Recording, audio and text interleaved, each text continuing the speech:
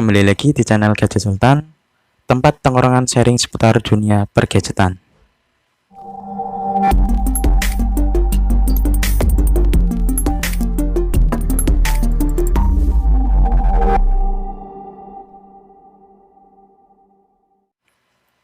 Selamat datang di Review Jujur, yang akan membahas pengalaman saya secara detail dan jujur. Di video ini, saya akan membahas pengalaman pribadi saya setelah 1 tahun pemakaian Hailu GT5.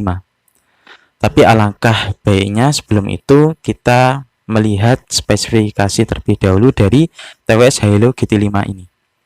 Yang pertama, memiliki fitur tipe AAC, Advanced Audio Coding. Suara yang dihasilkan cukup memuaskan dan nyaman di telinga. Yang kedua, memiliki Bluetooth generasi terbaru, yakni 5.0, yang mana Bluetooth ini dapat menjangkau dengan jarak 10 meter. Yang ketiga, mempunyai daya tahan selama 24 jam, dengan kapasitas baterai di casingnya 580 mAh, bisa diisi ulang 4-5 kali dengan kapasitas baterai 40 mAh di setiap airbuds-nya, yang bisa digunakan selama 4-5 jam. Yang keempat, tentu saja ada panel kontrol sentuh, yang dapat membantu Anda untuk mengakhiri panggilan, memutar atau menjedah lagu, mode gaming, dan lain-lain. Yang kelima, mempunyai low latency sampai 65 ms/s, sehingga minim delay dan hampir tidak terasa, ditambah dengan adanya fitur mode gaming yang bikin nyaman di saat bermain game. Yang kelima, desain yang dipakai di Hailu GT5 ini cocok di telinga, tidak kebesaran maupun kekecilan. Yang ketujuh, memiliki fitur IPX4 yang dimana tahan debu dan cipratan air. Yang kedelapan, di case-nya ada lampu indikator baterai yang dimana memudahkan kalian untuk melihat persentase baterai yang tersisa. Yang kesembilan, harga. Nah, harga yang dipatok untuk TWS Hailu GT5 ini sangat terjangkau, yakni Rp267.000. Sekarang masuk ke sesi reviewnya. Bagaimana perubahan setelah 1 tahun pemakaian dari TWS Hailu GT5 ini? Tapi perlu diketahui bahwa review di TWS ini tidak banyak yang bisa saya sampaikan, karena kebanyakan review di TWS ini hanya berfokus pada dari hasil suara, daya tahan baterai dari TWS tersebut.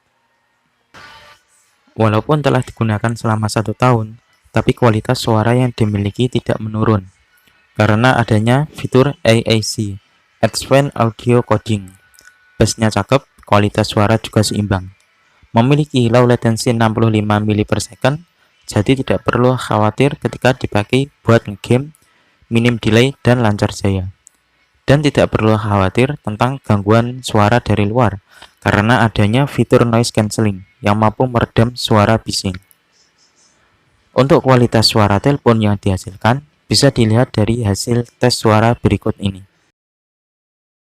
Kuliah jam 2 sampai malam, semester akhir, fokus skripsi, akan lancar. Inilah dia hasil suara dari TWS Hailu GT5. Nanti bisa gunakan semua nilai sendiri waktu suaranya. Kekurangan dalam pemakaian 1 tahun ini, baterai yang semula bertahan 5 jam pemakaian sekarang menurun sekitar 4 jam 30 menit. Itu pun pemakaian normal. Kalau mode gaming yang semula 4 jam menurun sekitar 3 jam 30 menit. Kesimpulannya, ya jadi begitu saja sih. Seperti yang saya katakan sebelumnya, bahwa review TWS tidak banyak yang bisa dijelaskan, kecuali di poin suara dan daya tahan baterainya. Info menarik nih, dan perlu penonton ketahui. Dunia teknologi itu jauh dari kata sempurna, terutama pada daya tahan produk tersebut. Kita ambil contoh simpelnya saja, seperti TWS yang baru saja saya review ini. Yang awalnya baru beli ini bisa bertahan lama baterainya, lambat laun setelah 1 tahun lebih, dia akan berkurang. Yang awalnya dari 7 jam bisa berkurang menjadi 6 jam, 5 jam, bahkan sampai 4 jam.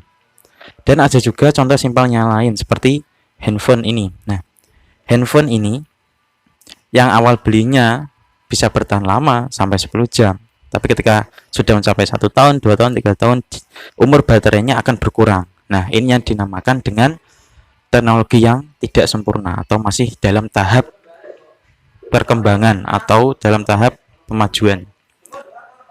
Terima kasih sudah menonton channel ini. Semoga mendapatkan ilmu yang bermanfaat.